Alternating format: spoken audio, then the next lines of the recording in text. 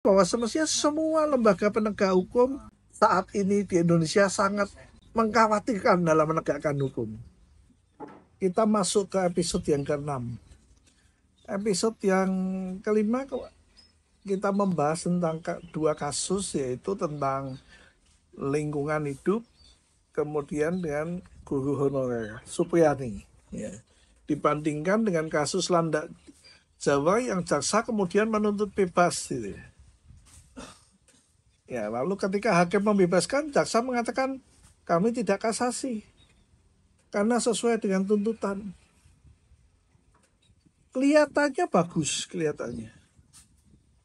Tapi menimbulkan pertanyaan, kalau tidak yakin itu sebagai suatu tindak pidana, kenapa jaksa meneruskan ke pengadilan?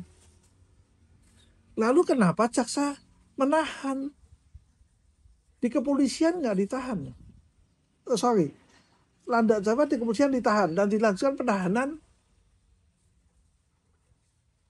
oleh kejaksaan. Ya, dua pertanyaan itu aja. Sehingga harusnya komisi kejaksaan mulai menyidik. Apakah ini karena SDM ya yang perlu dibenahi sehingga timbul rekomendasi pembenahan SDM di kejaksaan, atau semestinya persoalan yang lain gitu ya. Sudah berani menahan bahwa pengadilan kemudian tuntutan bebas. Seperti penahanan itu permainan. Ya, kita bandingkan dengan kasus Supriyani. Di kepolisian tidak ditahan, ancaman hukumannya 2 tahun 6 bulan, di kejaksaan ditahan dengan alasan mempercepat pelimpahan. Tujuan penahanan itu bukan mempercepat pelimpahan. Ya karena itu saya setuju sekali dengan tulisan dari Pak Muhammad Fathahillah Akbar, bubarkan aja Fakultas Hukum. Dan kebetulan di dalam pekan-pekan ini kan 1 abad pendidikan hukum di Indonesia. Catatan dari artikel Bapak Muhammad Fathahillah Akbar. Pendidikan hukum di Indonesia sudah salah kaprah. Sudah menjadi mesin dari hukum, mesin dari sebuah peraturan. Bukan dari persoalan mencari keadilan. Ya. Itu beberapa catatan tentang itu. Kemudian saya lanjutkan tentang kasus lingkungan hidup di Jepara. Putusan pengadilan tinggi membebaskan, putusan pengadilan negeri menghukum 7 bulan, sehingga timbul banyak dari pemerhati protes ya. Di pengadilan tinggi diputuskan bebas, memang terbukti melakukan perbuatan pidana seperti di Undang-Undang ITE, tetapi untuk kepentingan masyarakat lebih banyak, untuk sesuatu hal yang positif, karena dia sudah berkali-kali mengadu tidak ada penanganan. Ini sebuah peninjauan pertimbangan hukum yang utuh. Tadi semua kejadian tadi kan semestinya kalau kita menganalisis, semua kasus yang timbul itu adalah bermula dari penyidikan di kepolisian yang menurut saya sangat lemah. Ya, lemahnya ini banyak sebab. Memang SDM yang lemah atau banyak titipan. Ya. Misalnya kasus Supriyani ini kan anak dari anggota polisi.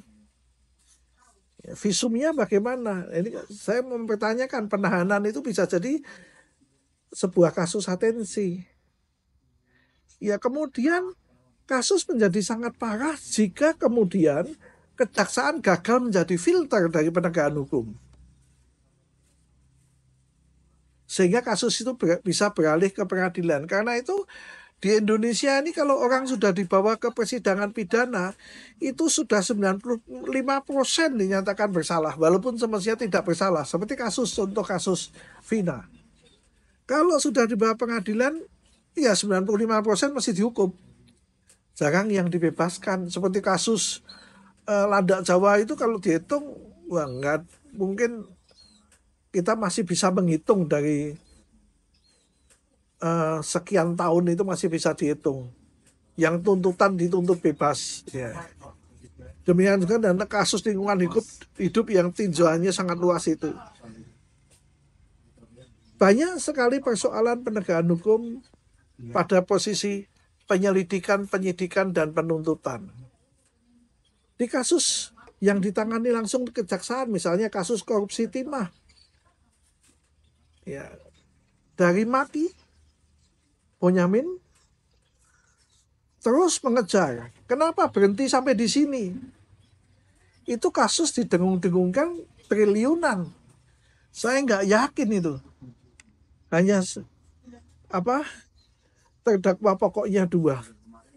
Kemudian tidak ada kelanjutan pengembangan kasus setelah kasus mulai disidangkan.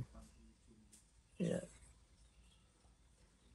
Yang menarik lagi misalnya saat ini yang sedang viral, yang terbaru kasus tentang impor gula. Tom Lembong.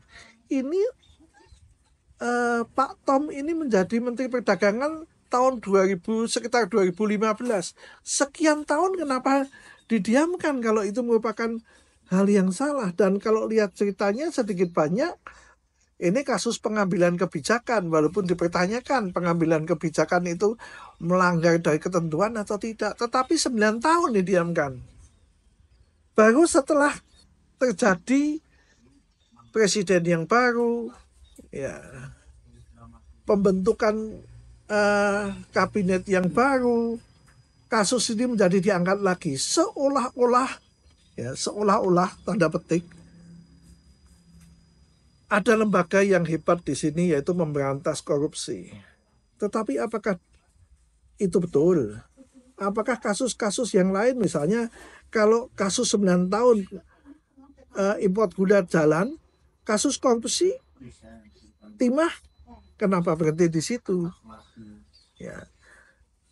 Dari kesimpulan ini bahwa semestinya semua lembaga penegak hukum saat ini di Indonesia sangat mengkhawatirkan dalam menegakkan hukum.